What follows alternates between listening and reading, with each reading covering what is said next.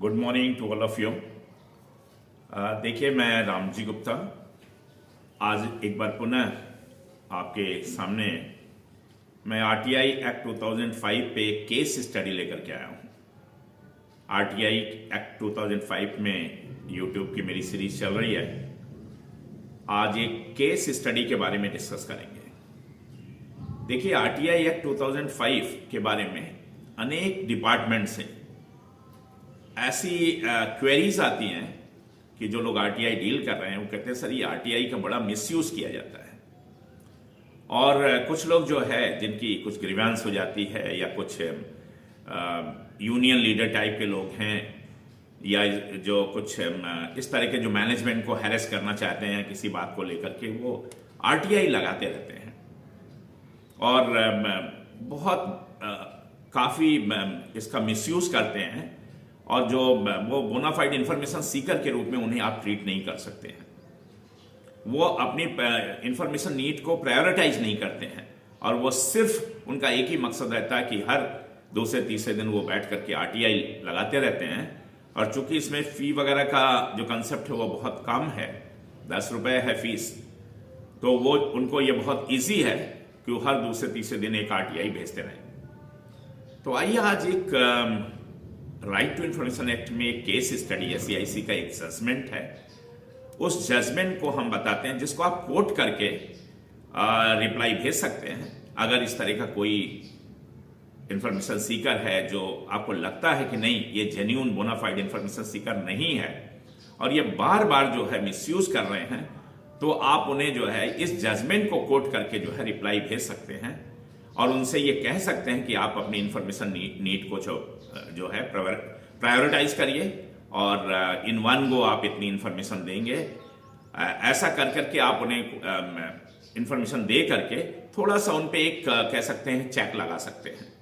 तो आइए आज एक बहुत अहम केस स्टडी हम आपसे डिस्कस करते हैं और ये जो है एक सीआईसी का जजमेंट है, उस पर चर्चा करेंगे जो आपको ये बताएगा कि वाइल डीलिंग विद आरटीआई आप किस तरह से जो है उस पर थोड़ा सा जो ऐसे जो जेन्युइन बोनाफाइड इंफॉर्मेशन सीकर नहीं है उन पे कुछ चेक लगा सकते हैं या अपनी रिप्लाई में उस जजमेंट को मेंशन कर सकते हैं। देखिए, आपके सामने एक पीपीटी खुली हुई है। आइए आगे बढ़ते हैं इस पीपीटी में। नेक्स्ट पीपीटी आपके सामने आ गई है। तो ये जो केस स्टडी है ये है सीबीएसई वर्सेस आदित्य बंदोपाध्याय। तो सीबीएसई वर्सेस आदित्य बंदोपाध्याय ये जो केस है जिसमें है regarding indiscriminate and impractical demands under RTI act 2005। यानी जो इनडिस्क्रिमिनेट और इम्प्रैक्टिकल डिमांड्स आती हैं आरटीआई एक्ट में, जो अंधाधुंध बिल्कुल अविवेकहीन अव्यवहारिक मांगे रहती हैं कि मुझे 20 साल का जो है ये आप मान लीजिए किसी डिपार्टमेंट में है कि उसके बहुत से ऑफिसर्स ऑल ओवर इंडिया हैं, तो सारे ऑफिसर्स में पूछ रहे हैं कि कितने जो है चार्जशीट हुई हैं, कितने उसमें पेनाल्टीज लगी हैं, कितने डिसिप्लिनरी एक्शन हुए हैं, ढेर सारी इंफॉर्मेशन पूछ रहे हैं। अब वो जो है कि उन्होंने जो है हर जगह फिर उसको 6-3 में ट्रांसफर करिए हर पब्लिक अथॉरिटी के, फिर वहां से इंफॉर्मेशन कंपाइल करिए। इट्स ए ह्यूज जो है वर्क और इसका डिनायल हो नहीं सकता। कारण क्या है कि ऐसा कोई प्रोविजन नहीं है आरटीआई एक्ट में कि आप कह दें कि भाई आपने जो है ये जो इंफॉर्मेशन मांगी है ये इंफॉर्मेशन नहीं दी जा सकती है। चूंकि वो इंफॉर्मेशन है बट ह्यूज इंफॉर्मेशन है, इसमें आपकी रिसोर्सेज का जो है एक तरह से बहुत वेस्टेज होगा। तो एक ये CBSE versus Aditya Bandopadhyay case में जो है एक जजमेंट आया है। तो आइए जजमेंट पढ़ते हैं और उसका सहारा लेकर के जो लोग आरटीआई में काम कर रहे हैं वो किस तरह से इसको जो है एज एक तरह से रेमेडी यूज कर सकते हैं इस तरह की सिचुएशंस में।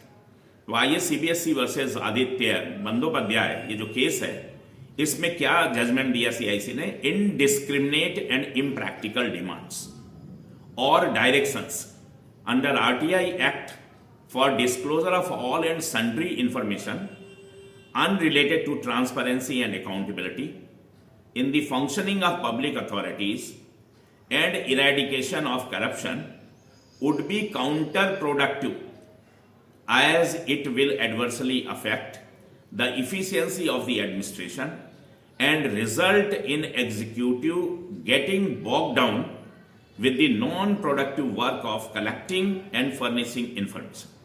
देखिए, इतना बड़ा सा ये सेंटेंस है। इसको ब्रैक करके हम लोग समझते हैं थोड़ा थोड़ा करके पार्ट में। देखिए, अविवेकहीन, इनडिस्क्रिमिनेट माने अविवेकहीन, अंधाधुंध और अव्यवहारिक जो मांगे होते हैं या कोई डायरेक्शंस जब इशू होते हैं अंडर आरटीआई एक्ट, किस बात के लिए? For disclosure of all and sundry information. All and sundry माने सारी सूचनाएं। ऑल एंड सन्ड्री एक इडियम है, इसका मतलब है हर प्रकार की सूचनाएं, without any distinction, everybody without any distinction, all and sundry का ये मतलब, यानी हर तरह की सूचना। अगर इस तरह का अविवेकहीन और अव्यवहारिक जो है मान लीजिए डिमांड्स आए, जो कि अनरिलेटेड है किससे? To transparency and accountability in the functioning of public authorities. Public authorities की जो फंक्शनिंग है, उसका जो अकाउंटेबिलिटी है या ट्रांसपेरेंसी है या जो इरेडिकेशन ऑफ करप्शन है, यानी आरटीआई के जो दोनों स्तंभ है, अकाउंटेबिलिटी और ये इरेडिकेशन ऑफ करप्शन, इन दोनों से जो है बिल्कुल अनरिलेटेड है, उससे कोई लेना देना नहीं है। ऐसी जो है demand would be counter productive. ऐसी डिमांड जो है वो क्या होगी? वुड बी काउंटर प्रोडक्टिव होगी।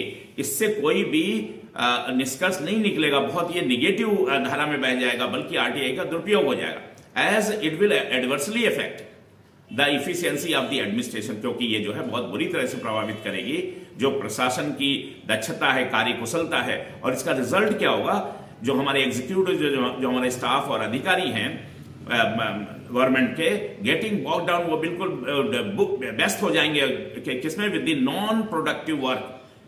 जो एक नॉन प्रोडक्टिव वर्क है, बिल्कुल मतलब एक तरह से कोई भी उसका फ्रूटफुल रिजल्ट नहीं निकलेगा। इंफॉर्मेशन को कलेक्ट करना एंड फर्निशिंग, इसी में right from morning to evening भी चलेगा। ऐसा सिनेरियो हो जाएगा आपका। तो आगे ये देखिए क्या कह रहे हैं? The act should not be allowed to misused और abused to become a tool to obstruct the national development and integration और to destroy the peace, tranquility and harmony among its citizens. तो ये जजमेंट कह रहा है कि ये जो कानून बना आरटीआई एक्ट, उसको अलाउ ना किया जाए, इस बात का सेफ गार्ड किया जाए कि कहीं ये एक टूल ना बन जाए मिसयूज करने का या एब्यूज करने का, दुरुपयोग करने का। एक टूल बनकर के आरटीआई एक्ट रह जाए रोकने के, और उसके परिप्रेक्ष्य में क्या हो, उसका रिजल्ट क्या हो? To obstruct the national development, और जो राष्ट्र निर्माण का कार्य चल रहा है या इंटीग्रेशन माने पूरे राष्ट्र को समायोजित करने का काम, और टू डिस्ट्रॉय या पीस एंड ट्रैंक्विलिटी और हार्मनी जो है जो नागरिकों के बीच में स्थापित है, वो सब डिस्ट्रॉय हो जाए और प्रशासन जो है पंग हो जाए और कोई काम ही नहीं हो पाए शासन में, कोई प्रोडक्टिव वर्क ही ना हो पाए। कहीं आरटीआई एक्ट जो है ये अनप्रोडक्टिव वर्क या इस तरह का जो है नॉन प्रोडक्टिव काम करने का एक टूल ना बन जाए। कहीं ऐसा ना हो जाए कि आरटीआई जो है वो जो राष्ट्र की जो है सरकारी दफ्तरों का मूल काम करने का जो उद्देश्य है उसके रास्ते में आ जाए और वो उसका जो है काम केवल हो जाए डिस्टर्ब करने का या डिस्ट्रॉय करने का। तो कहीं ऐसा बन करके आरटीआई ना रह जाए। आगे आइए देखिए दूसरे सीट में क्या कहता है। ये नेक्स्ट पीपीटी में आगे चल रही है जजमेंट, यही CBSE versus Aditya Bandopadhyay case में सीआईसी का judgment. Nor should it be converted into a tool, और ना ही इसको कन्वर्ट किया जाए आरटीआई एक्ट को किसमें? एक ऐसे टूल में, एक ऐसे यंत्र में ऑफ ऑपरेशन और इंटिमिडेशन ऑफ ऑनेस्ट ऑफिशियल्स। कहीं ऐसा ना हो कि जो ईमानदार अधिकारी हमारे हैं, चाहे स्टेट गवर्नमेंट को हो चाहे सेंट्रल गवर्नमेंट के, उनको जो है डराने धमकाने का या उन्हें जो है ऑपरेस करने का, दबाने का जो है एक ये जरिया बन जाए। Striving to do their duties, जो लोग जो है उद्यत हैं अपने कर्तव्यों को सही ढंग से करने के लिए। तो कहीं ऐसा ना हो कि जो अधिकारी अपने कर्तव्यों को सही ढंग से निर्वहन कर रहे हैं उनको डराने धमकाने का या उनको जो है ऑपरेस करने का जो गलत तत्व हैं किसी भी दफ्तर में या किसी भी समाज के जो गलत तत्व हैं, वो आरटीआई को एक टूल बना करके उनको डराने धमकाने का या उन पर अत्याचार करने का ऐसा कोई टूल बन करके ना रह जाए। The nation does not want, राष्ट्र जो है नहीं चाहता है, क्या नहीं चाहता है? सिनेरियो, एक ऐसा परिदृश्य क्रिएट करना where 75% of the staff of public authorities, जहां पर जो है पब्लिक अथॉरिटी के 75% जो है स्टाफ और ऑफिसर जो है स्पेंड्स 75% ऑफ देयर टाइम। ऐसा ना हो कि वो लोग जो है अपने काम का 75% जो है समय अपने जो उनकी ड्यूटीज हैं in collecting and furnishing information, केवल इंफॉर्मेशन कलेक्ट करने में और फर्निश करने में एप्लीकेंट्स को दे रहे हैं, instead of discharging there regular duties. बजाय बनस्पत इसके कि वो अपनी जो निर्धारित काम है, रेगुलर ड्यूटीज है किसी दफ्तर में, उसको करने के बजाय। तो कहीं ऐसा ना हो जाए कि 75% जो है हमारा स्टाफ ऑफिसर अपना ड्यूटीज का 75% भाग जो है केवल इंफॉर्मेशन कलेक्ट करने में और उसको एप्लीकेंट को देने में ही जो है लगे रहें, और उनका जो मूल काम करना है, दफ्तर का काम करना है, जो उनको मैंडेट काम है, मान लीजिए संघ सरकार की कोई दफ्तर है तो उसमें जो है संघ सरकार ने जो उनको मैंडेट किया वो काम करने का, या राज्य सरकार का दफ्तर है तो राज्य सरकार ने जो कोई काम दिया वो काम न करके 75% स्टाफ जो है उसका 75% समय जो है इसी में लग रहा केवल आरटीआई का एप्लीकेशन जो है उसको तैयार करने में और इन्फॉर्मेशन देने में। The threat of penalty under RTI act, तो ये जो थ्रेट है पेनाल्टी के सेक्शन 20 मान लीजिए इसमें एक दंडात्मक पेनल प्रोविजन किया गया है आरटीआई एक्ट में कि अगर सीपीआईओ जो है सही ढंग से काम नहीं करते हैं और बार बार कंप्लेंट आती है तो उनको सोकॉज नोटिस सर्व किया जाएगा सीआईसी की तरफ से, और सेक्शन 20 उनसे पूछा जाएगा कि क्यों ना उनके ऊपर एप्लीकेबल कर दिया जाए इस बात के लिए जो उन्होंने गलती की होगी, जो शिकायत आई होगी, जो कंप्लेंट आई होगी।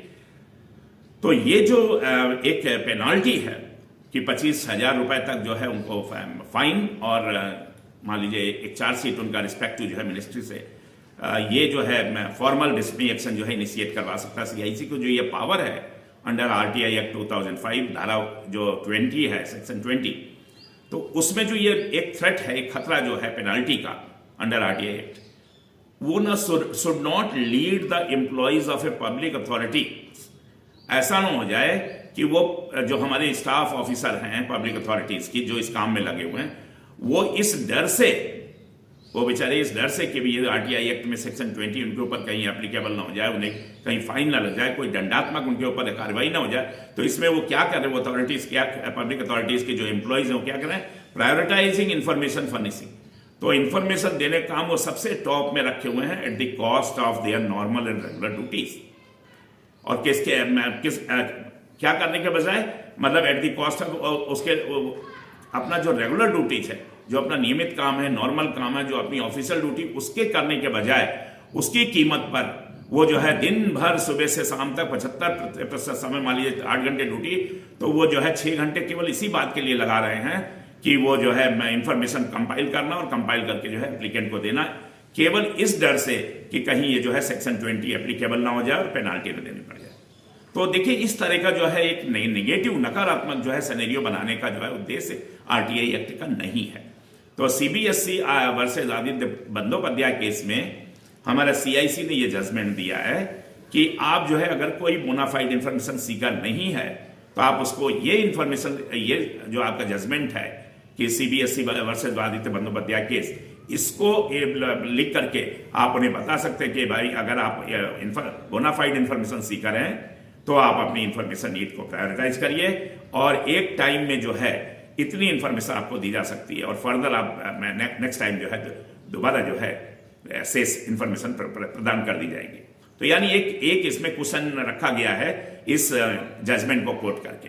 मेरे ख्याल से जो हमारा आज का उद्देश्य था आपको ये केस स्टडी बताने का वो पूरा हो गया होगा कि आप जो है कोई भी ऐसा इंफॉर्मेशन सीकर है, मान लीजिए जो आपको जेन्युइन नहीं लगता, वो सिर्फ मैनेजमेंट को हैरेस करने के लिए बार बार आरटीआई लगा रहा है, तो आप CBSE versus Aditya Bandopadhyay case लिख करके रेफर करके उसे कह सकते हैं कि एक टाइम में आप इतनी इंफॉर्मेशन देंगे, क्योंकि जो पब्लिक अथॉरिटीज है उसकी रिसोर्सेज है उसका जो है मिसयूज नहीं तो हो जाएगा और वो नहीं फर्निश कर पाएंगे, उसका डिसप्रोपोर्शनेटली डाइवर्जन हो जाएगा इस काम के लिए और जो मेन काम है वो पीछे हट जाएगा।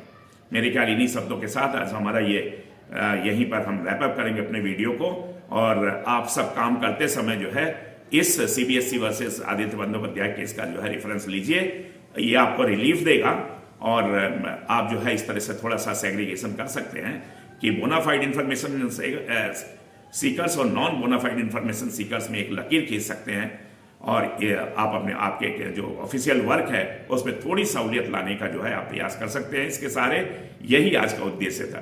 थैंक यू वेरी मच, फिर मिलेंगे। आपको अच्छा लगा हो तो हमारे चैनल को कृपया सब्सक्राइब करिए और इसको शेयर करिए। Thank you very much.